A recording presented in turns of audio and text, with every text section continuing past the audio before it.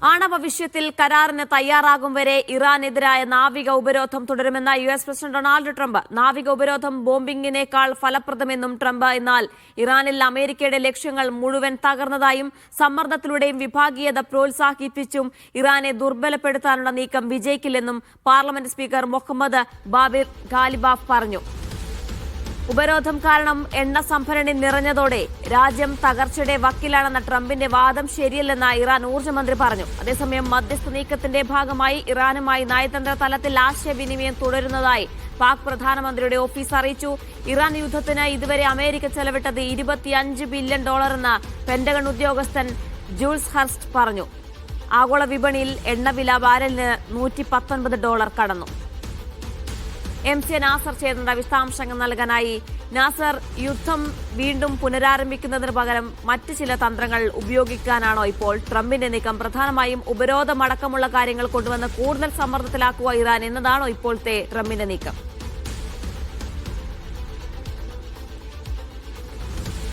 ജിന, തീർച്ചയായിട്ടും നാവിക ഉപരോധം കൂടുതൽ വിപുലപ്പെടുത്തുക, അതോടൊപ്പം തന്നെ സാമ്പത്തികമായിട്ടുള്ള ഉപരോധം എല്ലാ തുറകളിലേക്കും കൂടുതൽ വ്യാപിപ്പിക്കുക എന്നീ ലക്ഷ്യങ്ങളോടുകൂടിയാണ് അമേരിക്കൻ നേതൃത്വം ഇപ്പോൾ മുന്നോട്ട് നീങ്ങുന്നത്. അതിലൂടെ ഇറാനെ വീണ്ടും ഒരു കരാറിലേക്ക് കൊണ്ടുവരാൻ സാധിക്കും എന്നൊരു പ്രതീക്ഷയിലാണ് ട്രംപിന്റെ പ്രതികരണങ്ങൾ വന്നുകൊണ്ടിരിക്കുന്നത്.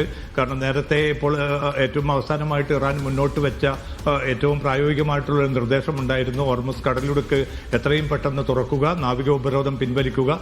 അങ്ങനെയാണെങ്കിൽ ആണവ വിഷയം പിന്നീട് ചർച്ച ചെയ്യാമെന്നായിരുന്നു ഇറാൻ മധ്യസ്ഥ രാജ്യമായിട്ടുള്ള പാകിസ്ഥാൻ മുഖേന അമേരിക്കയ്ക്ക് കൈമാറിയിരിക്കുന്ന നിർദ്ദേശം. ആ നിർദ്ദേശം ഏറെക്കുറെ പൂർണ്ണമായി തന്നെ നിരാകരിക്കുന്ന ഒരു സമീപനമാണ് അമേരിക്കൻ പ്രസിഡന്റ് ട്രംപിന്റെ ഭാഗത്തു നിന്നുള്ള പുതിയ പ്രതികരണങ്ങൾ കാണിക്കുന്നത്. കാരണം നാവിക ഉപരോധം ഒരു നിലയ്ക്കും പിൻവലിക്കുകയില്ല, അത് കൂടുതൽ കടുപ്പിച്ചു തന്നെ മുന്നോട്ട് പോകും എന്നാണ് ട്രംപ് വ്യക്തമാക്കിയിരിക്കുന്നത്.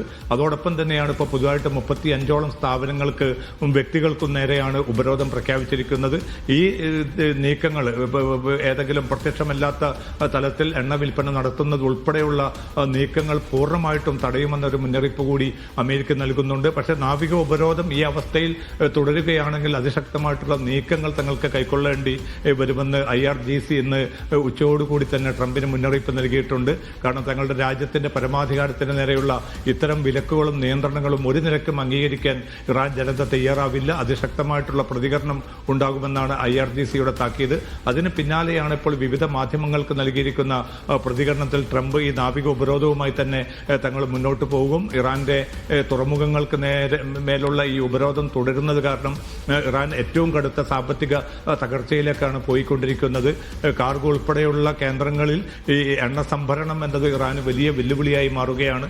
ഈ സ്ഫോടനാത്മകമായിട്ടുള്ള ഒരു അവസ്ഥയിൽ ഇറാൻ കൂടുതൽ ദയനീയമായിട്ടുള്ള ഒരു തകർച്ചയിലേക്ക് നീങ്ങുമെന്നും ട്രംപ് വിവിധ മാധ്യമങ്ങൾക്ക് നൽകിയ പ്രതികരണത്തിൽ അല്പം മുമ്പ് വ്യക്തമാക്കിയിട്ടുണ്ട്. പക്ഷേ ഇറാൻ ഇതിനൊക്കെയും അവഗണിക്കുകയാണ്. ഇത്തരം നീക്കങ്ങൾ കൊണ്ടോ ഇത്തരം സായുധമായിട്ടോ ബലപ്രയോഗം കൊണ്ടോ ഒരു നിലക്കും ഇറാൻ ജനതയുടെ മനോവീര്യത്തെ തകർക്കാൻ, ഇറാൻ സേനയുടെ അതിശക്തമായിട്ടുള്ള ചെറുത്തുനിൽപ്പിനെ പ്രതിരോധിക്കാൻ അമേരിക്കയ്ക്ക് സാധിക്കുകയില്ല എന്നൊരു നിലപാട് ഇറാനും കൈക്കൊണ്ടിരിക്കുന്നു. പക്ഷേ ഇതൊക്കെയാണെങ്കിലും മധ്യസ്ഥ നീക്കങ്ങൾ വളരെ ശക്തമായി തന്നെ തുടരുന്നുവെന്നാണ് പ്രധാന മധ്യസ്ഥ രാജ്യമായിട്ടുള്ള പാകിസ്ഥാൻ പ്രധാനമന്ത്രിയുടെ ഓഫീസ് അറിയിക്കുന്നത്. ഇറാനുമായിട്ട് നിരന്തരമായിട്ടുള്ള ആശയവിനിമയം ഈ ഘട്ടത്തിലും തുടർന്നുകൊണ്ടിരിക്കുന്നുണ്ട്. രണ്ടു കൂട്ടർക്കും സ്വീകാര്യമായിട്ടുള്ള ഒരു ഫോർമുലയിലേക്ക് എത്തുക എന്ന ലക്ഷ്യത്തിലേക്ക് തന്നെയാണ് തങ്ങൾ നീങ്ങുന്നത് എന്നാണ് പാകിസ്ഥാൻ അറിയിക്കുന്നത്. പക്ഷേ അതുമായി ബന്ധപ്പെട്ട ഔദ്യോഗികമായിട്ടുള്ള പ്രതികരണമോ ഒരു ശുഭപ്രതീക്ഷയോ അമേരിക്കയുടെ ഭാഗത്തുനിന്നോ ഇറാന്റെ ഭാഗത്തുനിന്നോ ലഭ്യമല്ല. പക്ഷേ ഹോർമുസ് കടലിടുക്കിലെ പ്രതിസന്ധി കൂടുതൽ രൂക്ഷമായിട്ട് മാറുന്ന ഒരു സാഹചര്യം കൂടിയാണ് രൂപപ്പെട്ടിരിക്കുന്നത്. കാരണം ആഗോള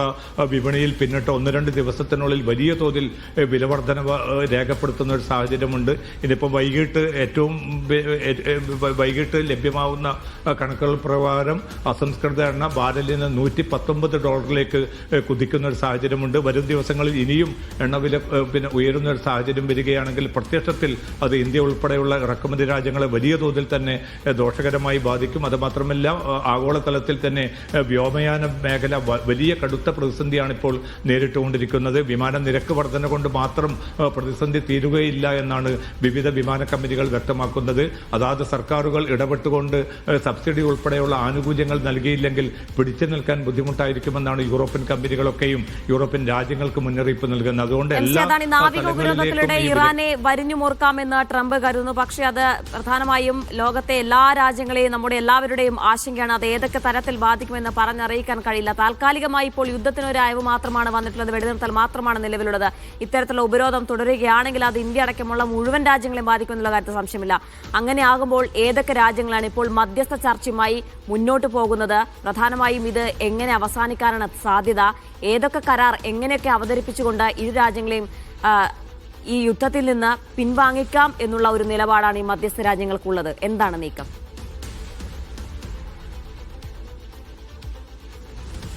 ജിന, ഏറ്റവും ശക്തമായിട്ടുള്ള നീക്കങ്ങൾ ഇപ്പോഴും തുടർന്നുകൊണ്ടിരിക്കുന്നത് പ്രധാന മധ്യസ്ഥ രാജ്യമായിട്ടുള്ള പാകിസ്ഥാൻ തന്നെയാണ്. നിരന്തരമായിട്ട് പാക് നേതൃത്വം ഇറാനുമായും അമേരിക്കയുമായിട്ടും ആശയവിനിമയം തുടരുന്നുണ്ട്. ഈ പ്രധാനമായിട്ടും ഇപ്പോൾ ഇറാൻ ഏറ്റവും അവസാനം വെച്ച ആ ഉപാധി അല്ലെങ്കിൽ നിർദ്ദേശം അമേരിക്ക ഒട്ടും തങ്ങൾക്ക് സ്വീകാര്യമല്ല എന്ന് പറയുന്നതിന് അവർ നിരത്തുന്ന പ്രധാന വാദം ഇതിൽ ആണവ വിഷയം ഇപ്പോൾ ചർച്ച ചെയ്യേണ്ടതില്ല എന്ന ഇറാന്റെ നിലപാടാണ്. അത് മാറ്റേണ്ടതുണ്ട്. ആണവ വിഷയം തന്നെയാണ് ഏറ്റവും പ്രധാനം. യുറേനിയം സമ്പുഷ്ടീകരണം കൃത്യമായി തന്നെ ഒരു നിശ്ചിത കാലയളവിലേക്ക് ഏറ്റവും ചുരുങ്ങിയത് 20 വർഷത്തേക്കെങ്കിലും നിർത്തിവെക്കണം. അതോടൊപ്പം തന്നെ സമ്പുഷ്ടീകരിച്ച യുറേനിയം അമേരിക്കക്ക് കൈമാറണം എന്ന പ്രധാന ഉപാധികളാണ് അമേരിക്ക ഉപാധികളുടെ കാര്യത്തിൽ മുഖ്യമായിട്ടും മുന്നോട്ട് വെച്ചത്. ഇത് തങ്ങളുടെ പരമാധികാരത്തെ, തങ്ങളുടെ താല്പര്യങ്ങളെ, ജനതയുടെ താല്പര്യങ്ങളെ, സമാധാനപരമായിട്ടുള്ള ആണവ വിനിയോഗവുമായി ബന്ധപ്പെട്ട തങ്ങളുടെ ലക്ഷ്യങ്ങളെ ഹനിക്കും. അതുകൊണ്ട് അത്തരം ചർച്ചകൾക്ക് പോലും പ്രസക്തിയില്ല എന്ന നിലപാടിലാണ് ഇറാനിലെ രാഷ്ട്രീയ സൈനിക നേതൃത്വം നിലയുറപ്പിക്കുന്നത്. അതുകൊണ്ട് ഇരു കൂട്ടർക്കും ഇടയിൽ ഒരു സമവായം ഈ ഘട്ടത്തിൽ രൂപപ്പെടുത്തുക എന്നത് അത്ര എളുപ്പമാവില്ല. പക്ഷേ അമേരിക്കയെ സംബന്ധിച്ചിടത്തോളം ഒരു യുദ്ധത്തിലേക്ക് കടക്കാൻ വലിയ പ്രതിസന്ധി അമേരിക്ക നേരിടുന്നുണ്ട്. ആഭ്യന്തര സമ്മർദ്ദം ഒരു ഭാഗത്തുണ്ട്. അതോടൊപ്പം തന്നെ ലോകരാജ്യങ്ങളൊക്കെയും ഈ യുദ്ധം പുനരാരംഭിക്കുന്നതിന് എതിരാണ്. ഗൾഫ് രാജ്യങ്ങളാവട്ടെ ഒരു സങ്കീർണമായിട്ടുള്ള അവസ്ഥയിലേക്ക് ഇനിയും ഗൾഫ് രാജ്യങ്ങൾ എത്തിക്കരുതെന്ന നിർദ്ദേശം എല്ലാ ഗൾഫ് രാജ്യങ്ങളും ഒരുമിച്ച് തന്നെ അമേരിക്കയോട് ആവശ്യപ്പെടുന്നുണ്ട്. സാധാരണ നിലയിലൊക്കെ ആയിട്ടുണ്ട്. ഈ ഓഫ്ലൈൻ ക്ലാസുകളിലേക്ക് കുട്ടികൾ മടങ്ങിയെത്തിയിട്ടുണ്ട്. ആശുപത്രികളുടെ പ്രവർത്തനം സാധാരണ നിലയിലാവുകയാണ്. ഒപ്പം തന്നെ നമ്മുടെ മലയാളികളടക്കമുള്ള പ്രവാസികൾക്ക് ആശ്വാസകരമായി തന്നെ ആകാശയാത്ര സുഗമമായി വരികയാണ്. ഇതിനിടയിൽ വീണ്ടും ഒരു യുദ്ധം എന്ന് പറയുന്നത് താങ്ങാൻ കഴിയുന്നതായിരിക്കില്ല. അതുകൊണ്ട് തന്നെ ഈ ഗൾഫ് രാജ്യങ്ങളുടെ സമ്മർദ്ദം അത് ഏത് രീതിയിലാണ്? അവരുടെ മുൻകരുതൽ അത് എങ്ങനെയാണ്? ജിന, ഞാൻ നേരത്തെ സൂചിപ്പിച്ചപ്പോൾ തന്നെ ഗൾഫ് രാജ്യങ്ങൾ ഒറ്റക്കെട്ടായി തന്നെയാണ് ഈ സംഘർഷം ഇനിയും നീണ്ടു നിൽക്കുന്ന തങ്ങളുടെ സാമ്പത്തിക, രാഷ്ട്രീയ, സൈനിക സുരക്ഷയുമായി ബന്ധപ്പെട്ട പ്രധാന വിഷയങ്ങൾ ഇതിലൂടെ രൂപപ്പെട്ടിട്ടുണ്ട്. അത് അഡ്രസ്സ് ചെയ്യണമെന്നാണ് ഗൾഫ് രാജ്യങ്ങൾ ഒരുമിച്ച് തന്നെ ആവശ്യപ്പെടുന്നത്. അതോടൊപ്പം തന്നെ ഇന്നലെ ജിദ്ദയിൽ GCC രാജ്യങ്ങളുടെ നേതൃയോഗം ചേർന്നിരുന്നു. ആ യോഗം ഉന്നയിച്ചിരിക്കുന്ന പ്രധാനപ്പെട്ട ആവശ്യം ഇറാനോടും തങ്ങളുടെ സമീപനങ്ങളിൽ പുനരാലോചന നടത്തണമെന്നൊരു നിർദ്ദേശമാണ് ഇറാന് മുമ്പാകെയും വെച്ചിരിക്കുന്നത്. വലിയ തോതിലുള്ള വിശ്വാസ്യത നഷ്ടം ഇറാനും ഗൾഫ് രാജ്യങ്ങൾക്കുമിടയിൽ രൂപപ്പെട്ടിട്ടുണ്ട്. അത് തിരിച്ചു പിടിക്കണമെങ്കിൽ ഇറാന്റെ ഭാഗത്തു നിന്നാണ് ശക്തമായിട്ടുള്ള നടപടികൾ ഉണ്ടാകേണ്ടത്. ഈ ഗൾഫ് രാജ്യങ്ങളെ ഈ ഒരു ശത്രുതാ മനോഭാവത്തോടുകൂടി കാണുകയും അവരുടെ പരമാധികാരത്തിന് നേരെയുള്ള ആ കടന്നുകയറ്റം ഇറാൻ അവസാനിപ്പിക്കുകയും ചെയ്യണമെന്ന ഒരു നിർദ്ദേശം മുന്നോട്ട് വെച്ചു. അതോടൊപ്പം തന്നെ ഈ സംഘർഷം എത്രയും പെട്ടെന്ന് പരിഹരിക്കണമെന്ന്, അല്ലെങ്കിൽ ഈ ഹോർമുസ് കടലിടുക്കിന്റെ പ്രതിസന്ധി അനിശ്ചിതമായിട്ട് നീണ്ടുപോകുന്നത് തങ്ങളുടെ പല താല്പര്യങ്ങൾക്കും ദോഷം ചെയ്യും. അതുകൊണ്ട് എത്രയും പെട്ടെന്ന് ഈ ഹോർമുസ് പ്രതിസന്ധി പരിഹരിക്കണമെന്ന് അമേരിക്കയോടും അതോടൊപ്പം തന്നെ ഇറാനോടും ഗൾഫ് രാജ്യങ്ങൾ ആവശ്യപ്പെട്ടിട്ടുണ്ട്. ആ നീക്കങ്ങൾ വളരെ ശക്തമായി തന്നെ തുടരുകയാണ്. ഈജിപ്ത്, തുർക്കി, പാകിസ്ഥാൻ, അതോടൊപ്പം തന്നെ സൗദി അറേബ്യ, ഈ 4 രാജ്യങ്ങളാണ് പ്രത്യക്ഷത്തിൽ തന്നെ അമേരിക്കയ്ക്കും ഇറാനും ഇടയിലുള്ള ഈ സമവായ നീക്കങ്ങൾ, ഈ ഒരു കരാർ രൂപപ്പെടുത്താനുള്ള നീക്കങ്ങളിൽ സജീവമായി ഇടപെടുന്നത്. അതോടൊപ്പം തന്നെ ഫ്രഞ്ച് പ്രസിഡന്റ് ഇമ്മാനുവൽ മാക്രോണും വളരെ ശക്തമായി തന്നെ നീക്കങ്ങൾ, ഈ ഒരു ഇരു കൂട്ടർക്കുമിടയിലുള്ള ഒരു യുദ്ധവിരാമവുമായി ബന്ധപ്പെട്ട നീക്കങ്ങളിൽ വളരെ സജീവമായി തന്നെ ഇമ്മാനുവൽ മാക്രോണും സജീവമായി തന്നെ പങ്കെടുക്കുന്നുണ്ട്. ജിന, അതാണ്. ഏതായാലും US-ന്റെ ലക്ഷ്യങ്ങളെല്ലാം പൂർത്തീകരിച്ചെന്നാണ് അവർ അവകാശപ്പെടുന്നത്. വീണ്ടും ഒരു യുദ്ധം തുടരുന്നതിന് പകരം നാവിക ഉപരോധം ശക്തമാക്കി ഇറാനെ കൂടുതൽ വരിഞ്ഞു മുറുക്കുക എന്നുള്ള ഒരു ലക്ഷ്യമാണ് ഇപ്പോൾ US-ന്റെ ഭാഗത്തും ട്രംപിന്റെ ഭാഗത്തും ഉണ്ടാകുന്നത്. പക്ഷേ മധ്യസ്ഥ ശ്രമങ്ങൾ ഇപ്പോഴും ഊർജിതമായി പാകിസ്ഥാൻ തുടരുന്നു എന്ന് വേണം മനസ്സിലാക്കാൻ. വീണ്ടും യുദ്ധത്തിലേക്ക് കടക്കുക എന്ന് പറയുന്നത് ഗൾഫ് രാജ്യങ്ങളെ അടക്കം ആശങ്കയിലാക്കുന്നുണ്ട്. അതുകൊണ്ട് തന്നെ ഗൾഫ് രാജ്യങ്ങളുടെ ഭാഗത്തും അത്തരത്തിലുള്ള സമ്മർദ്ദം ഇപ്പോഴും തുടരുകയാണ്. MC നാസറാണ് സമഗ്രമായ വിശദാംശങ്ങൾ നൽകിയത്. ഇറാൻ വിപ്ലവത്തിന് ശേഷം രാജ്യം കണ്ടിട്ടുള്ള ഏറ്റവും വലിയ രാഷ്ട്രീയ മാറ്റത്തിലൂടെയാണ് ഇപ്പോൾ തെഹ്റാൻ കടന്നു പോകുന്നതെന്ന റിപ്പോർട്ടുകൾ. പരമോന്നത നേതാവിന്റെ തീരുമാനങ്ങൾ പോലും IRGC ജനറൽമാരുടെ നിർദ്ദേശപ്രകാരമാണെന്നാണ് വിവിധ മാധ്യമങ്ങളുടെ റിപ്പോർട്ടുകൾ ചൂണ്ടിക്കാട്ടുന്നത്. ഇത് US-ഉമായുള്ള ചർച്ചകൾ വൈകാൻ കാരണമാകുന്നതായി US മാധ്യമങ്ങളും പറയുന്നു. ഇത്തരത്തിലുള്ള റിപ്പോർട്ടുകളെല്ലാം ഇറാൻ തള്ളുന്നതും തുടരുകയാണ്. 4 പതിറ്റാണ്ടിലേറെയായി പരമോന്നത നേതാവിന്റെ അവസാന വാക്കിന് കീഴിലായിരുന്നു ഇറാൻ ഭരണകൂടം. പരമോന്നത നേതാവ് കൊല്ലപ്പെട്ടതോടെ സ്ഥിതി മാറി. യുദ്ധത്തിന്റെ 2 മാസങ്ങൾക്കിപ്പുറം പൂർണ്ണമായും സൈനിക ജനറലുകളുടെ നിയന്ത്രണത്തിലാണ് ഇറാനിലെ സുപ്രധാന തീരുമാനങ്ങളെല്ലാം എടുക്കുന്നത്. അലി ഖാംനെയുടെ മകൻ മുജ്തബ ഖാംനെയി അധികാരമേറ്റിരുന്നു. പഴയ കാലത്തെ പോലെ എല്ലാ തീരുമാനങ്ങളും അവസാനമെടുക്കുന്നത് പരമോന്നത നേതാവ് തന്നെയാണ്. പക്ഷേ ആ തീരുമാനമെടുക്കുന്നത് ജനറൽമാരുടെ നിർദ്ദേശം അനുസരിച്ചാണെന്നതാണ് പ്രധാനപ്പെട്ട മാറ്റം. യുദ്ധത്തിൽ പരിക്കേറ്റ മുജ്തബ ഖാംനെയി പൊതുവേദികളിൽ പ്രത്യക്ഷപ്പെടാതെ IRGC ഉദ്യോഗസ്ഥർ വഴിയാണ് ആശയവിനിമയം നടത്തുന്നത്. സൈന്യമെടുക്കുന്ന തീരുമാനങ്ങൾക്ക് മതപരമായ അംഗീകാരം നൽകുക എന്ന പദവിയിലേക്ക് പരമോന്നത നേതാവിന്റെ അധികാരം യുദ്ധ സാഹചര്യത്തിൽ മാറിയെന്നാണ് ഇറാനിലെ ഉദ്യോഗസ്ഥരെ ഉദ്ധരിച്ചുള്ള റോയിട്ടേഴ്സ് ഉൾപ്പെടെ പാശ്ചാത്യ മാധ്യമ റിപ്പോർട്ടുകൾ. അമേരിക്കയുമായുള്ള സമാധാന ചർച്ചകളിൽ ഇറാന്റെ ഭാഗത്തു നിന്നുള്ള പ്രതികരണം വൈകുന്നതിനും പ്രധാനപ്പെട്ട കാരണം ഇതുതന്നെയാണെന്നും നിരീക്ഷകർ കരുതുന്നു. പണ്ട് ഒരു കേന്ദ്രത്തിൽ നിന്നും തീരുമാനങ്ങൾ വന്നിരുന്നുവെങ്കിൽ ഇന്ന് വിവിധ സുരക്ഷാ ഏജൻസികളുടെയും സൈനിക നേതാക്കളുടെയും അംഗീകാരം ആവശ്യമാണ്. വിദേശകാര്യമന്ത്രി അബ്ബാസ് അറഗാച്ചി നയതന്ത്രമുഖമായി നിൽക്കുമ്പോഴും അണിയറയിൽ ചർച്ചകളുടെ ഗതി നിയന്ത്രിക്കുന്നത് IRGC കമാൻഡർ അഹമ്മദ് വാഹിദിയെപ്പോലുള്ള സൈനിക മേധാവികളാണെന്നും റിപ്പോർട്ടുകൾ പറയുന്നു. ഹോർമുസ് കടലിടുക്കിലെ ആധിപത്യവും ആണവ നയങ്ങളും ഒരു പ്രതിരോധ കവചമായി ഉപയോഗിച്ച് അമേരിക്കൻ ഉപരോധങ്ങളെ നേരിടാനാണ് സൈന്യം ലക്ഷ്യമിടുന്നത്. US നീക്കങ്ങൾ യുദ്ധം അവസാനിച്ചാലും തുടരാനിടയുള്ളതിനാൽ ഈ യുദ്ധം ഇറാന്റെ ഭരണതലത്തിൽ കൂടുതൽ ശക്തമായ സൈനിക സുരക്ഷാ സാന്നിധ്യമായി തുടരുമെന്നും റിപ്പോർട്ടുകൾ ചൂണ്ടിക്കാട്ടുന്നു. ഇറാനിലെ വിവിധ ഉദ്യോഗസ്ഥർ പക്ഷേ പരസ്യമായി ഈ റിപ്പോർട്ടുകൾ തള്ളുന്നുണ്ട്. ഫലത്തിൽ യുദ്ധം ഇറാനെ US-നെതിരെ കൂടുതൽ ശക്തമായ നിലപാടിലേക്കാണ് മാറ്റിക്കൊണ്ടിരിക്കുന്നത്. Aftab Rahman, media 1, Riyadh. ആണവായുധ വിമുക്ത ലോകത്തിന് ആഹ്വാനം ചെയ്ത് സൗദി അറേബ്യ. പശ്ചിമേഷ്യയെ ആണവായുധ വിമുക്തമാക്കേണ്ടത് അന്താരാഷ്ട്ര സമൂഹത്തിന്റെ കൂട്ടായ ഉത്തരവാദിത്തമാണെന്നും എന്നാൽ ഇസ്രായേൽ ഈ കരാറിൽ ചേരാൻ വിസമ്മതിക്കുന്നത് മേഖലയെ ആണവായുധ വിമുക്തമാക്കുന്നതിന് പ്രധാന വെല്ലുവിളിയാണെന്നും സൗദി അറേബ്യ വ്യക്തമാക്കി. ആണവായുധ വ്യാപന നിരോധന കരാറിന്റെ അവലോകന സമ്മേളനത്തിലാണ് സൗദി നയം വ്യക്തമാക്കിയത്. ആണവായുധങ്ങൾ പൂർണ്ണമായും നിർമ്മാർജ്ജനം ചെയ്യുക മാത്രമാണ് മേഖലയുടെയും ലോകത്തിന്റെയും സുരക്ഷ ഉറപ്പാക്കുവാനുള്ള ഏക വഴിയെന്ന് സൗദി അറേബ്യ. ആണവായുധ വ്യാപന നിരോധന കരാറിന്റെ അവലോകന സമ്മേളനത്തിൽ UN-ലെ സൗദിയുടെ സ്ഥിരം സമിതി അംഗം ഡോക്ടർ അബ്ദുൽ അസീസ് അൽ വാസിലാണ് രാജ്യത്തിന്റെ ശക്തമായ നിലപാട് അറിയിച്ചത്. മിഡിൽ ഈസ്റ്റ് മേഖലയെ ആണവായുധ വിമുക്തമാക്കേണ്ടത് അന്താരാഷ്ട്ര സമൂഹത്തിന്റെ കൂട്ടായ ഉത്തരവാദിത്തമാണ്. എന്നാൽ ഇസ്രയേൽ ഈ കരാറിൽ ചേരാൻ വിസമ്മതിക്കുന്നത് മേഖലയെ ആണവായുധ വിമുക്തമാക്കുന്നതിന് പ്രധാന തടസ്സമാണെന്നും അദ്ദേഹം വ്യക്തമാക്കി. ഇറാന്റെ ആണവ പദ്ധതി സമാധാനപരമായ ആവശ്യങ്ങൾക്കാണെന്ന് ഉറപ്പുവരുത്തുവാൻ അന്താരാഷ്ട്ര ആണവോർജ്ജ ഏജൻസിയുമായി പൂർണ്ണമായി സഹകരിക്കണമെന്നും സൗദി ആവശ്യപ്പെട്ടു. രാജ്യങ്ങൾക്ക് ഊർജ്ജാവശ്യങ്ങൾക്കായി ആണവോർജ്ജം സമാധാനപരമായി ഉപയോഗിക്കുവാനുള്ള അവകാശമുണ്ടെന്നും അതിൽ അധിക നിയന്ത്രണങ്ങൾ ഏർപ്പെടുത്തരുതെന്നും സൗദി UN-നോട് ആവശ്യപ്പെട്ടു. നൌഷാദ് റിക്കൂർ, മീഡിയ 1, ദമ്മാം. ബഹ്റൈൻ രാജാവ് അബുദാബിയിലെത്തി UAE രാഷ്ട്ര നേതാക്കളുമായി കൂടിക്കാഴ്ച നടത്തി. UAE president Sheikh Mohammed bin Zayed, പ്രധാനമന്ത്രി ഷൈഖ് മുഹമ്മദ് ബിൻ റാഷിദ്, ഉപപ്രധാനമന്ത്രി ഷൈഖ് മൻസൂർ എന്നിവരുമായാണ് ബഹ്റൈൻ രാജാവ് Hamad bin Isa Al Khalifa ചർച്ച നടത്തിയത്. UAEയും ബഹ്റൈനും തമ്മിലെ ബന്ധം കൂടുതൽ ശക്തമാക്കാനും വിവിധ മേഖലകളിൽ സഹകരിച്ച് പ്രവർത്തിക്കാനും ലക്ഷ്യമിട്ടായിരുന്നു കൂടിക്കാഴ്ചയെന്ന് ഔദ്യോഗിക വാർത്താ ഏജൻസി റിപ്പോർട്ട് ചെയ്തു. ബഹ്റൈൻ ദേശീയ സുരക്ഷാ ഉപദേശകനും റോയൽ ഗാർഡ് കമാൻഡറുമായ lieutenant general Sheikh Nasser bin Hamad തുടങ്ങിയവരും കൂടിക്കാഴ്ചയിൽ പങ്കെടുത്തു.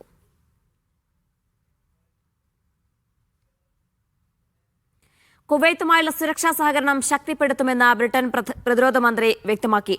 ഔദ്യോഗിക സന്ദർശനത്തിനായി കുവൈത്തിലെത്തിയ മന്ത്രി ലൂക്ക് പൊള്ളാർഡ് ഉന്നതതല ചർച്ചകൾ നടത്തി. പ്രാദേശിക സുരക്ഷാ സാഹചര്യം, പ്രതിരോധ സഹകരണം തുടങ്ങിയവ ചർച്ചകളിൽ പ്രാധാന്യം നേടി. കുവൈത്തിന്റെ പ്രതിരോധ ശേഷി വർദ്ധിപ്പിക്കാൻ പരിശീലനവും സാങ്കേതിക പിന്തുണയും തുടരുമെന്ന് അദ്ദേഹം പറഞ്ഞു. ഡ്രോൺ, മിസൈൽ ഭീഷണികൾ നേരിടുന്നതിനുള്ള സംയുക്ത ശ്രമങ്ങളും ശക്തമാക്കും. ഇരു രാജ്യങ്ങളുടെയും ദീർഘകാല പ്രതിരോധ പങ്കാളിത്തം തുടരുന്നതായി മന്ത്രി കൂട്ടിച്ചേർത്തു.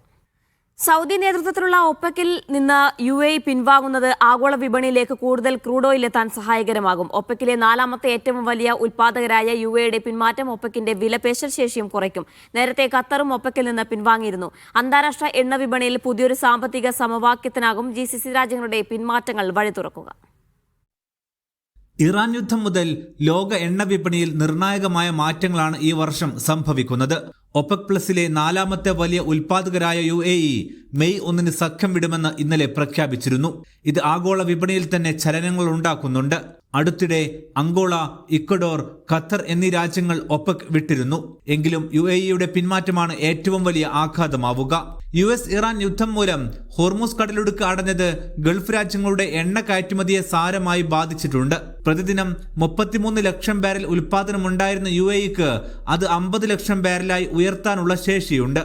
സഖ്യത്തിൽ നിന്നും പുറത്തു വരുന്നതോടെ ഒപെക്കിന്റെ ഉൽപാദന നിയന്ത്രണങ്ങൾക്ക് വിധേയമാകാതെ സ്വന്തം നിലക്ക് തീരുമാനമെടുക്കാൻ UAEക്ക് സാധിക്കും. ഇത് ഒപെക്കിന്റെ വിപണി വിഹിതം ഇനിയും കുറയാൻ കാരണമാകും. 2025 കണക്കുകൾ പ്രകാരം ലോകത്തെ മൊത്തം എണ്ണ ഉൽപാദനത്തിന്റെ ഏകദേശം 50% ഒപെക് പ്ലസ് രാജ്യങ്ങളുടെ നിയന്ത്രണത്തിലായിരുന്നു. എന്നാൽ ഈ മാർച്ചിലെ കണക്ക് പ്രകാരം അത് 35% കുറഞ്ഞു. UAEയുടെ പിന്മാറ്റത്തോടെ ഇനിയും ഇടിയും. വിപണിയിൽ എണ്ണയുടെ ലഭ്യത കുറച്ചും കൂട്ടിയും വിലയിൽ സ്ഥിരത വരുത്താനാണ് ഒപെക് ശ്രമിക്കാറുള്ളത്. എന്നാൽ വിപണിയെ തങ്ങൾക്കനുകൂലമായി കൃത്രിമമായി നിയന്ത്രിക്കുകയാണെന്ന വിമർശനം അമേരിക്ക നിരന്തരം ഉയർത്താറുണ്ട്. ലോകത്തെ ഒപെക് കൊള്ളയടിക്കുകയാണെന്നും ഉയർന്ന എണ്ണവില അടിച്ചേൽപ്പിക്കുകയാണെന്നും അമേരിക്കൻ പ്രസിഡന്റ് ഡൊണാൾഡ് ട്രംപും ആരോപിച്ചിരുന്നു. എണ്ണയെ മാത്രം ആശ്രയിച്ചു നിൽക്കുന്ന ഗൾഫ് രാജ്യങ്ങൾക്ക് ഒപെക്കിന്റെ സ്വാധീനം കുറയുന്നത് തിരിച്ചടിയാകും. ഇറാൻ യുദ്ധത്തോടെ ഗൾഫിന്റെ എണ്ണ വിതരണം താറുമാറായിരുന്നു. മാർച്ചിൽ ഗൾഫ് രാജ്യങ്ങളുടെ എണ്ണ ഉൽപാദനത്തിൽ ഒരു ദിവസം മാത്രം 80 ലക്ഷം ബാരലിന്റെ കുറവുണ്ടായി. സൗദി അറേബ്യ ചെങ്കടൽ തീരം വഴിയുള്ള പൈപ്പ് ലൈൻ വഴിയും UAE ഫുജൈറ തുറമുഖം വഴിയും എണ്ണ പുറത്തെത്തിക്കാൻ ശ്രമിക്കുന്നുണ്ട്. എങ്കിലും കയറ്റുമതി പൂർണ്ണ തോതിലേക്ക് എത്താൻ ഇനിയും സമയമെടുക്കും. ഈ പ്രതിസന്ധിക്കിടയിൽ UAE കൂടി സഖ്യം വിടുന്നത് ഒപെക്കിന്റെ കൂട്ടായ വിലപേശൽ ശേഷിയെയും ദുർബലമാക്കും. അന്താരാഷ്ട്ര എണ്ണ വിപണിയിൽ പുതിയൊരു സാമ്പത്തിക സമവാക്യത്തിന് വഴി തുറക്കുകയും ചെയ്യും. Aftab Rahman, media 1, Riyadh. ഒമാനിലെ മലയാളി പ്രവാസികൾക്ക് ആശ്വാസമായി എയർ ഇന്ത്യ എക്സ്പ്രസ് മസ്കത്തിൽ നിന്നുള്ള കോഴിക്കോട്, കൊച്ചി സർവീസുകൾ പുനരാരംഭിക്കുന്നു. മെയ് 5 മുതൽ 2 സെക്ടറുകളിലേക്കും ആഴ്ചയിൽ 3 സർവീസുകൾ വീതം നടത്തും. എന്നാൽ സലാലയിൽ നിന്ന് കേരളത്തിലേക്കുള്ള സർവീസ് എയർ ഇന്ത്യ പുനരാരംഭിക്കാത്തതിൽ പ്രതിഷേധം ശക്തമാണ്. ബുധൻ, വെള്ളി, ഞായർ ദിവസങ്ങളിലാണ് കോഴിക്കോട്ടേക്കുള്ള എയർ ഇന്ത്യ എക്സ്പ്രസിന്റെ സർവീസുകൾ. മസ്കത്തിൽ നിന്ന് ഉച്ചയ്ക്ക് 2 പുറപ്പെടുന്ന വിമാനം രാത്രി 7:10 കോഴിക്കോടെത്തും. ചൊവ്വ, വ്യാഴം, ശനി ദിവസങ്ങളിലാണ് കൊച്ചിയിലേക്കുള്ള സർവീസ്. രാവിലെ 8:25 മസ്കത്തിൽ നിന്ന് പുറപ്പെട്ട് ഉച്ചയ്ക്ക് 1:45 കൊച്ചിയിലെത്തും.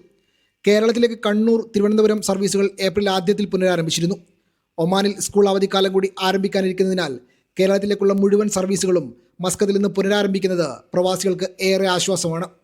അതേസമയം സലാല സർവീസുകൾ പുനരാരംഭിക്കുന്നത് വൈകുകയാണ്. അവധിക്കാലം കൂടി ആരംഭിക്കാനിരിക്കുന്നതിനാൽ കുറഞ്ഞ നിരക്കിൽ ടിക്കറ്റ് ലഭ്യമാകുന്ന പ്രതീക്ഷയിലാണ് പ്രവാസികൾ.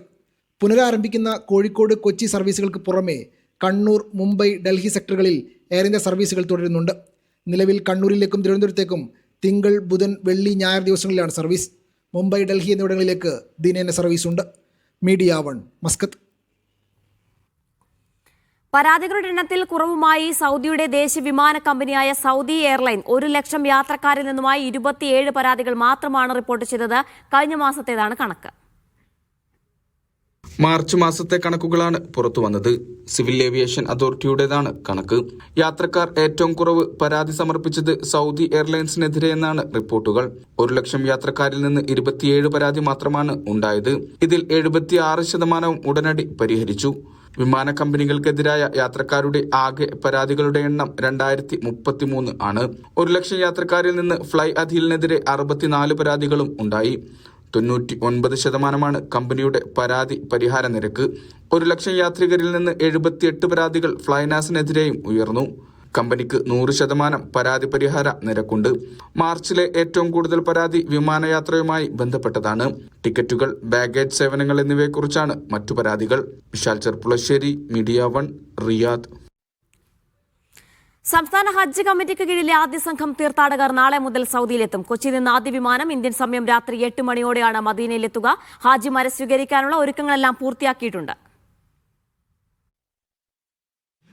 430 തീർത്ഥാടകരുമായി ഉച്ചയ്ക്ക് 2:10 ആദ്യ വിമാനം കൊച്ചിയിൽ നിന്ന് പുറപ്പെടുക. ഫ്ലൈനാസിന്റെ വിമാനം സൗദി സമയം വൈകിട്ട് 5:30 ജിദ്ദ വിമാനത്താവളത്തിലെത്തും. ഹജ്ജ് സർവീസ് കമ്പനി ഒരുക്കുന്ന ബസ് മാർഗമാണ് തീർത്ഥാടകർ മക്കയിലേക്ക് പുറപ്പെടുക. അസീസിയയിലെ ബിൽഡിംഗ് നമ്പർ 502 ഹാജിമാർക്ക് താമസമൊരുക്കിയിട്ടുള്ളത്. 13,194 ഹാജിമാരാണ് ഇത്തവണ ഹജ്ജിനെത്തുക. ഇതിൽ 7,943 പേർ കൊച്ചിയിൽ നിന്നാണ്. 4,279 പേർ കണ്ണൂരിൽ നിന്നും 944 പേർ കോഴിക്കോട് നിന്നും യാത്ര ചെയ്യും.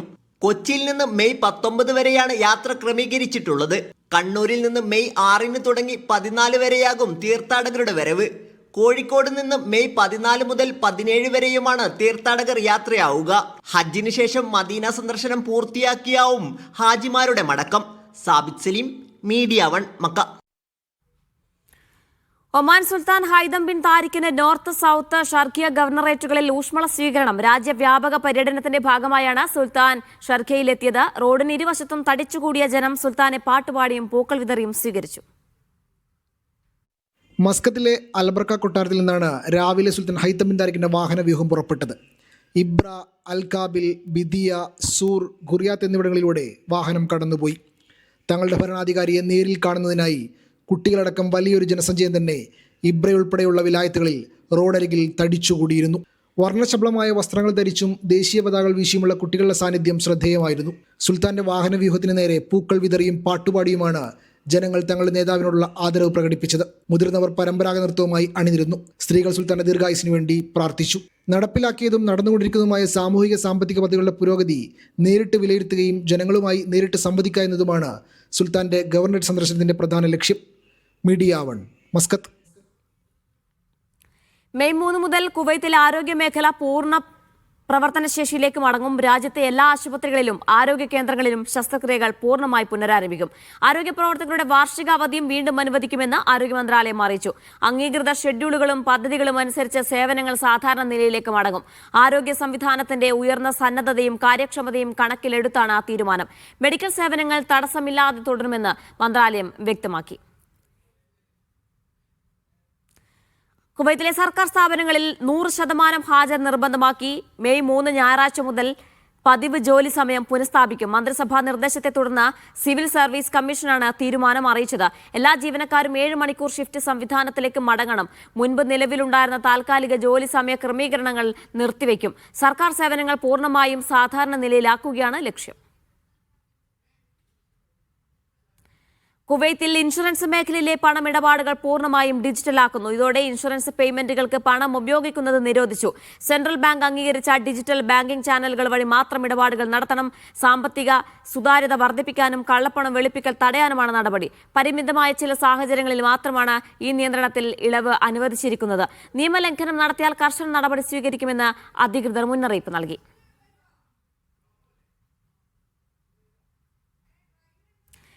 കുവൈത്ത് സെൻട്രൽ ബാങ്ക് 100 മില്യൺ ദിനാർ മൂല്യമുള്ള ട്രഷറി ബോണ്ടുകൾ പുറത്തിറക്കിയതായി അറിയിച്ചു. ധനകാര്യ മന്ത്രാലയത്തിന് വേണ്ടിയാണ് ബോണ്ടുകൾ ഇഷ്യൂ ചെയ്തത്. 5 വർഷ കാലാവധിയുള്ള ബോണ്ടുകൾ 3.25% പലിശ നിരക്കിലാണ് പുറത്തിറക്കിയത്. മത്സരാധിഷ്ഠിത ലേലത്തിലൂടെയാണ് ബോണ്ടുകൾ വിതരണം ചെയ്തത്. ഇഷ്യൂവിന് 3.74 മടങ്ങ് കവറേജ് ലഭിച്ചതായും അധികൃതർ അറിയിച്ചു.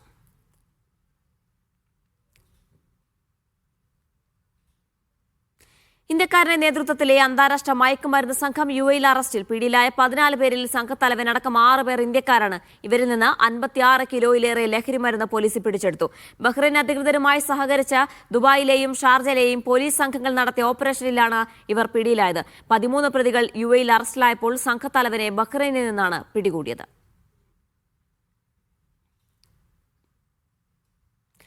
വൻതോതിൽ ക്യാപ്റ്റഗൺ ഗുളികകൾ കടത്താൻ ശ്രമിച്ച ഒരാൾ പിടിയിൽ. ഏകദേശം 1/2 ലക്ഷം ക്യാപ്റ്റഗൺ ഗുളികകൾ അധികൃതർ പിടിച്ചെടുത്തു. ബെറൂത്തിലെ കുവൈത്ത് എംബസിയും ലബനാനിലെ മയക്കുമരുന്ന് വിരുദ്ധ വിഭാഗവും ചേർന്നാണ് നടപടിയെടുത്തത്. ഭക്ഷ്യവസ്തുക്കളായി രജിസ്റ്റർ ചെയ്ത കയറ്റുമതിയിൽ ഒളിപ്പിച്ച നിലയിലാണ് ഗുളികകൾ കണ്ടെത്തിയത്. കസ്റ്റംസ് അധികൃതരുമായി ഏകോപിപ്പിച്ചാണ് പിടികൂടൽ. മയക്കുമരുന്ന് കടത്ത് ചെറുക്കാൻ അന്തർദേശീയ സഹകരണം ശക്തമാക്കുമെന്ന് ആഭ്യന്തര മന്ത്രാലയം അറിയിച്ചു. അന്താരാഷ്ട്ര ഓൺലൈൻ തട്ടിപ്പ് സംഘത്തിലെ 276 പേർ അറസ്റ്റിലായതായി ദുബായ് പോലീസ്. ചൈന പോലീസ് അമേരിക്കയിലെ FBI എന്നിവരുമായി സഹകരിച്ച് നടത്തിയ ഓപ്പറേഷനിലാണ് വൻ തട്ടിപ്പ് സംഘം പിടിയിലായത്. ഓൺലൈൻ സൗഹൃദങ്ങൾ വഴിയും വെർച്വൽ കറൻസിയുടെ പേരിലും വ്യാപക തട്ടിപ്പ് നടത്തിയിരുന്ന സംഘമാണ് പിടിയിലായത്. ഇവരുടെ 3 ക്രിമിനൽ സിൻഡിക്കേറ്റുകളും 9 തട്ടിപ്പ് കേന്ദ്രങ്ങളും തകർത്തതായി ദുബായ് പോലീസ് അറിയിച്ചു.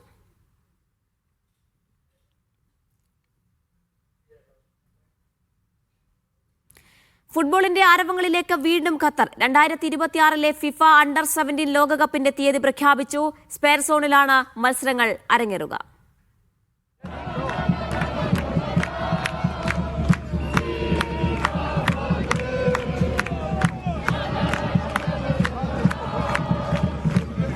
കൗമാര കാൽപന്തുത്സവത്തിന്റെ മഹാമേളയ്ക്കാണ് ഖത്തറിൽ വീണ്ടും വിസിൽ മുഴങ്ങുന്നത്.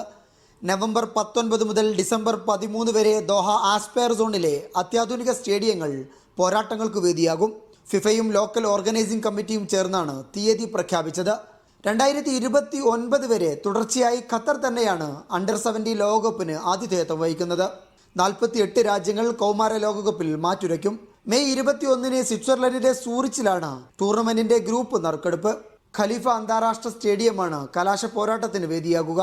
കഴിഞ്ഞ വർഷം 15 ദിവസങ്ങളിലാണ് അണ്ടർ-17 ലോകകപ്പ് അരങ്ങേറിയത്. ആകെ 104 മത്സരങ്ങൾ കാണാൻ 1,97,460 കാണികളെത്തി. കാണികൾക്ക് പുറമെ ഭാവി ഫുട്ബോൾ താരങ്ങളെ റാഞ്ചാൻ വമ്പൻ ക്ലബ്ബുകളിൽ നിന്നുള്ള സ്കൗട്ടുകളും ദോഹയിലെത്തും. ഫാൻ സോണിലെ സാംസ്കാരിക പരിപാടികളോടെ കെങ്കേമമായാണ് ഇത്തവണയും ടൂർണമെന്റ് സംഘടിപ്പിക്കുന്നത്. Media 1 Doha. 2 ചൈനീസ് ബാങ്കുകളുമായി റാസൽ ഖൈമ ഗവൺമെന്റ് ധാരണാപത്രം ഒപ്പുവെച്ചു. റാസൽ ഖൈമ സാമ്പത്തിക മേഖലയുടെ വൈവിധ്യവൽക്കരണം ലക്ഷ്യമിട്ടാണ് ചൈനയുമായുള്ള സഹകരണം. ബാങ്ക് ഓഫ് ചൈന, ICBC എന്നീ ബാങ്കുകളുമായാണ് കരാർ ഒപ്പിട്ടത്. റാസൽ ഖൈമ ഭരണാധികാരി ഷൈഖ് സൗദ് ബിൻ സക്കർ അൽ കാസിമിയുടെ സാന്നിധ്യത്തിലായിരുന്നു MOയുടെ ഒപ്പിടൽ ചടങ്ങ്.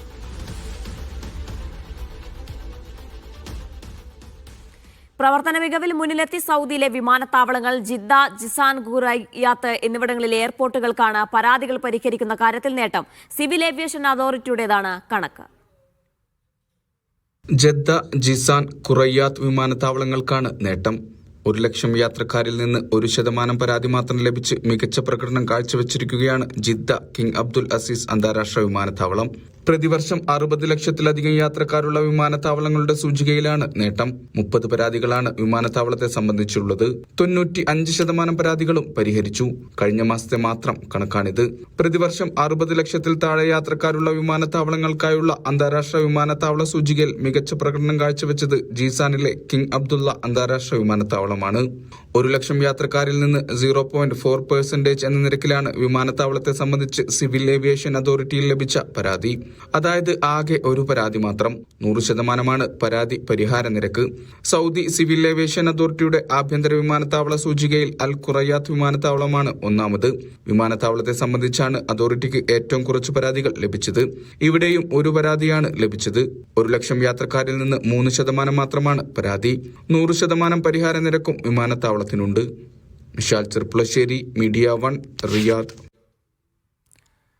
ദുബായിൽ കുത്തേറ്റ് മരിച്ച മലയാളി യുവാവ് ജസീലിന്റെ മൃതദേഹം നാളെ നാട്ടിലേക്ക് കൊണ്ടുപോകും. ഈ മാസം 18-നാണ് താമസ സ്ഥലത്തുണ്ടായ സംഘർഷം പരിഹരിക്കാൻ ശ്രമിക്കുന്നതിനിടെ കോഴിക്കോട് ചെറുവണ്ണൂർ മദ്രബസാർ സ്വദേശിയായ ജസീൽ കുത്തേറ്റ് മരിച്ചത്.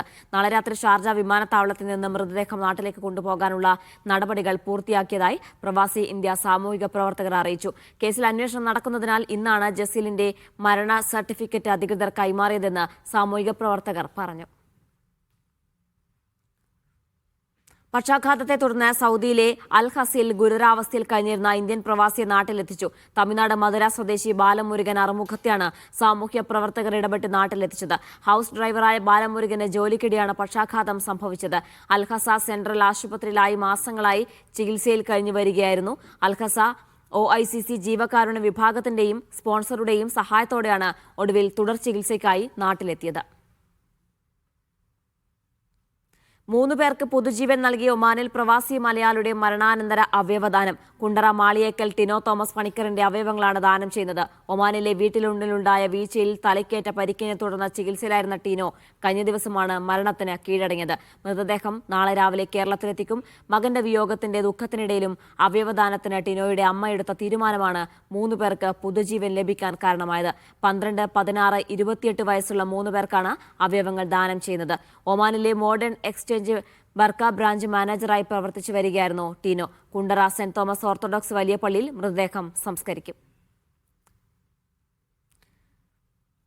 അബുദാബിയിൽ കുഴഞ്ഞുവീണ് മരിച്ച മലയാളി യുവാവിന്റെ അവയവങ്ങൾ ദാനം ചെയ്യാൻ ബന്ധുക്കൾ അനുമതി നൽകി. അബുദാബി അഹലിയ ആശുപത്രിയിലെ അനസ്തേഷ്യ ടെക്നീഷ്യൻ കൊല്ലം സ്വദേശി രാഹുലാണ് കഴിഞ്ഞ ദിവസം ഡ്യൂട്ടിക്കിടെ കുഴഞ്ഞു വീണത്. 36 വയസ്സായിരുന്നു. അടിയന്തര ചികിത്സ നൽകിയെങ്കിലും മസ്തിഷ്ക മരണം സംഭവിച്ചു. ഇതേ തുടർന്നാണ് രാഹുലിന്റെ അവയവങ്ങൾ ദാനം ചെയ്യാൻ അനുമതി നൽകിയത്. റിട്ടയർഡ് SI രാജേന്ദ്രൻ പിള്ളയുടെയും ഗവൺമെന്റ് നഴ്സിംഗ് സൂപ്പർവൈസർ കെ ശാന്തകുമാരിയുടെയും മകനാണ് രാഹുൽ. അവയവങ്ങൾ അബുദാബി ക്ലീവ്ലാൻഡ് ആശുപത്രിക്ക് കൈമാറും. മൃതദേഹം മെയ് 1 നാട്ടിലെത്തിച്ച് സംസ്കരിക്കും. ഫർവാനിയ ഗവർണറേറ്റിൽ പരിശോധന ശക്തമാക്കി Kuwait municipality. Public cleaning and road occupancy വകുപ്പ് ആഭ്യന്തര മന്ത്രാലയവുമായി ചേർന്നാണ് നടപടി സ്വീകരിച്ചത്. 57 നിയമലംഘനങ്ങൾ കണ്ടെത്തിയതായും 72 മുന്നറിയിപ്പ് നോട്ടീസുകൾ നൽകിയതായും അധികൃതർ അറിയിച്ചു. 71 ഉപേക്ഷിക്കപ്പെട്ട വാഹനങ്ങളും മൊബൈൽ ഫുഡ് ട്രക്കുകളും നീക്കം ചെയ്തു. പരിശോധനകൾ തുടരുമെന്ന് മുനിസിപ്പൽ അധികൃതർ അറിയിച്ചു. കുവൈത്തിലെ ഹവലിയിൽ ലൈസൻസ് ഇല്ലാതെ പ്രവർത്തിച്ച ഹോം കിച്ചൺ അടച്ചുപൂട്ടി വൃത്തിഹീനമായ സാഹചര്യത്തിൽ ഭക്ഷണം തയ്യാറാക്കി വിതരണം ചെയ്തതായി കണ്ടെത്തിയതിനെ തുടർന്നാണ് നടപടി. Public authority for food and ന്യൂട്രീഷനും ആഭ്യന്തര മന്ത്രാലയവും ചേർന്നാണ് പരിശോധന നടത്തിയത്. സ്വകാര്യ വസതിയിൽ അനധികൃതമായി ഭക്ഷണം തയ്യാറാക്കി വിൽപ്പന നടത്തിയിരുന്നുവെന്ന് അധികൃതർ വ്യക്തമാക്കി. ആരോഗ്യവും ശുചിത്വ മാനദണ്ഡങ്ങളും ഗുരുതരമായി ലംഘിച്ചതായി പരിശോധനയിൽ കണ്ടെത്തി. ഉത്തരവാദികൾക്കെതിരെ നിയമ നടപടി ആരംഭിച്ചതായി അധികൃതർ അറിയിച്ചു.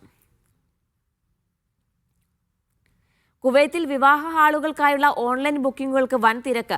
കഴിഞ്ഞ 3 മാസത്തിനുള്ളിൽ ബുക്കിംഗുകൾ 1000 കടന്നതായി സാമൂഹികകാര്യ മന്ത്രാലയം അറിയിച്ചു. സഖിൽ ദാർ അൽ മുനസബാത്ത് ആപ്പുകൾ വഴിയാണ് ബുക്കിംഗുകൾ നടന്നത്. രാജ്യത്തുടനീളം 20 വിവാഹ ഹാളുകൾ നിലവിൽ ബുക്കിംഗിനായി ലഭ്യമാണ്. ഹാളുകളുടെ സുരക്ഷയും സന്നദ്ധതയും ഇൻസ്പെക്ഷൻ ടീമുകൾ നിരീക്ഷിക്കുന്നുണ്ട്. കൂടുതൽ ഹാളുകൾ ഉൾപ്പെടുത്താൻ നടപടി തുടരുന്നതായും അധികൃതർ വ്യക്തമാക്കി.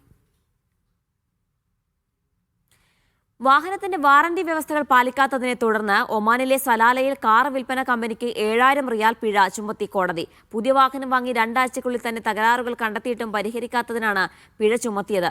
തകരാറുകൾ കണ്ടെത്തിയതിനെ തുടർന്ന് ഉപഭോക്താവ് ഉപഭോക്തൃ സംരക്ഷണ അതോറിറ്റിയിൽ പരാതി നൽകുകയായിരുന്നു. എന്നാൽ വാറന്റി കാലയളവിനുള്ളിൽ വാഹനം നന്നാക്കി നൽകാനോ മാറ്റി നൽകാനോ തുക തിരികെ നൽകാനോ കമ്പനി തയ്യാറായില്ല.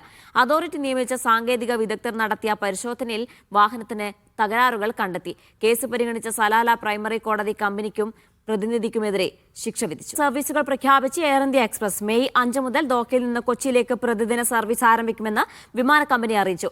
മെയ് 1 മുതൽ കോഴിക്കോട് ദോഹ റൂട്ടിലും എയർ ഇന്ത്യ എക്സ്പ്രസ് സർവീസ് പ്രഖ്യാപിച്ചിട്ടുണ്ട്. ഡൽഹിയിലേക്ക് എയർ ഇന്ത്യയുടെ സർവീസുമുണ്ട്. പശ്ചിമേഷ്യൻ സംഘർഷത്തെ തുടർന്ന് റദ്ദാക്കിയ യാത്രാ സേവനങ്ങളാണ് പുനരാരംഭിക്കുന്നത്. ബഹ്റൈൻ പ്രവാസികൾക്ക് ആശ്വാസമായി സർവീസുകൾ പുനരാരംഭിച്ച് കൂടുതൽ വിമാന കമ്പനികൾ. ബഹ്റൈനും മുംബൈക്കും ഇടയിലുള്ള നേരിട്ടുള്ള പ്രതിദിന വിമാന സർവീസുകൾ ഇൻഡിഗോ എയർലൈൻസ് മെയ് 2 മുതൽ തുടങ്ങും. കൊച്ചി ഹൈദരാബാദ് സർവീസുകളും അടുത്തു തന്നെ പുനരാരംഭിച്ചേക്കും. കോഴിക്കോട്ടേക്കും തിരികെയും പ്രതിദിന സർവീസുകൾ പുനരാരംഭിക്കുമെന്നും ഖത്തർ എയർവേസും പ്രഖ്യാപിച്ചു. മെയ് 1 മുതലാണ് സർവീസുകൾ നിലവിൽ വരിക. ഏപ്രിൽ 30-നോ അതിനു മുൻപോ എടുത്ത ടിക്കറ്റുകൾക്ക് ഒക്ടോബർ 31 വരെ സൗജന്യമായി തീയതി മാറ്റി നൽകും. ഉപയോഗിക്കാത്ത ടിക്കറ്റുകൾക്ക് നിബന്ധനകൾക്ക് വിധേയമായി റീഫണ്ട് ലഭിക്കും. സൗദിയിലെ 5 ഹൈപ്പർ മാർക്കറ്റുകളിൽ സോളാർ പദ്ധതികൾക്ക് തുടക്കമിട്ട് ലുലു. ഇതിനായുള്ള കരാറിന് ധാരണയായി. ഹൈപ്പർ മാർക്കറ്റുകളുടെ പ്രവർത്തനങ്ങൾ സോളാർ ഊർജ്ജത്തിലേക്ക് മാറ്റുന്നതിന്റെ ഭാഗമായാണ് പദ്ധതി. സൗദി അറേബ്യയിൽ വീണ്ടും ഹരിത ഊർജ്ജ മാതൃകയായിരിക്കുകയാണ് ലുലു ഗ്രൂപ്പ്. 3ാം ഘട്ട സോളാർ ഊർജ്ജ പദ്ധതിയാണിപ്പോൾ പ്രഖ്യാപിച്ചത്. കാനു ക്ലീൻ മാക്സുമായി സഹകരിച്ചാണ് പദ്ധതി. റിയാദിൽ നടന്ന ചടങ്ങിൽ Lulu Saudi hypermarket director Muhammad Haris, Kanoo industrial and energy chairman Fahad Fawzi Kanoo എന്നിവർ കരാറിൽ ഒപ്പുവെച്ചു.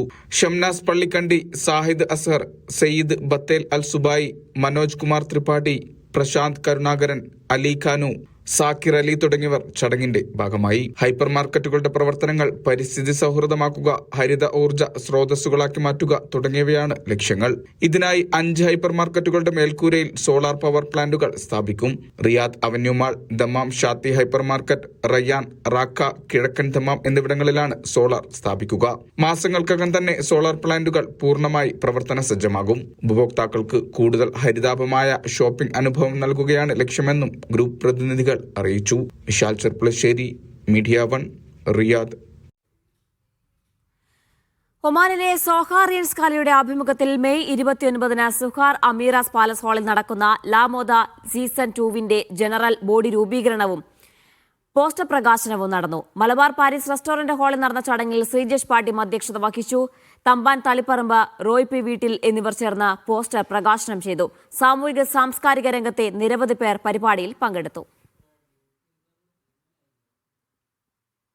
ബഹ്റൈനിൽ ഫ്രണ്ട്സ് സോഷ്യൽ അസോസിയേഷൻ പ്രതിനിധി സംഘം Indian school chairman advocate Binu മണ്ണിൽ വർഗീസുമായി ഭരണസമിതി അംഗങ്ങളുമായും കൂടിക്കാഴ്ച നടത്തി. വിദ്യാഭ്യാസ പുരോഗതിയുമായി ബന്ധപ്പെട്ട നിർദ്ദേശങ്ങൾ സംഘം പങ്കുവയ്ക്കുകയും ഇന്ത്യൻ സ്കൂളിൽ ഏർപ്പെടുത്തിയ സ്മാർട്ട് ക്ലാസ് റൂം പദ്ധതി, സൗരോർജ്ജ പദ്ധതി എന്നിവയെ അഭിനന്ദിക്കുകയും ചെയ്തു.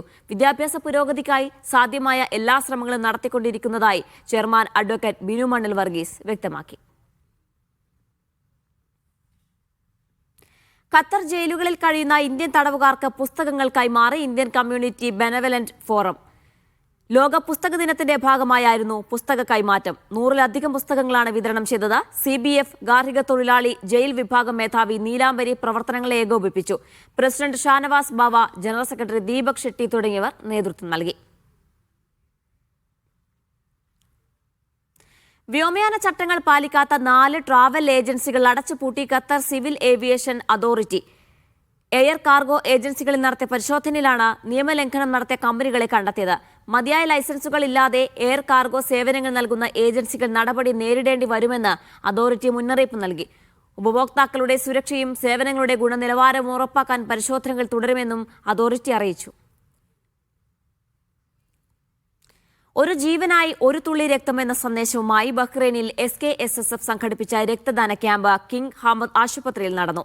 70ഓളം പേർ രക്തം നൽകി. Samastha working president VK Kunhahammad Haji, general secretary SM Abdul Wakid, Hafil Sharafuddeen Richi, Abdul Majeed Chelekkad, Navas Kundara എന്നിവർ നേതൃത്വം നൽകി.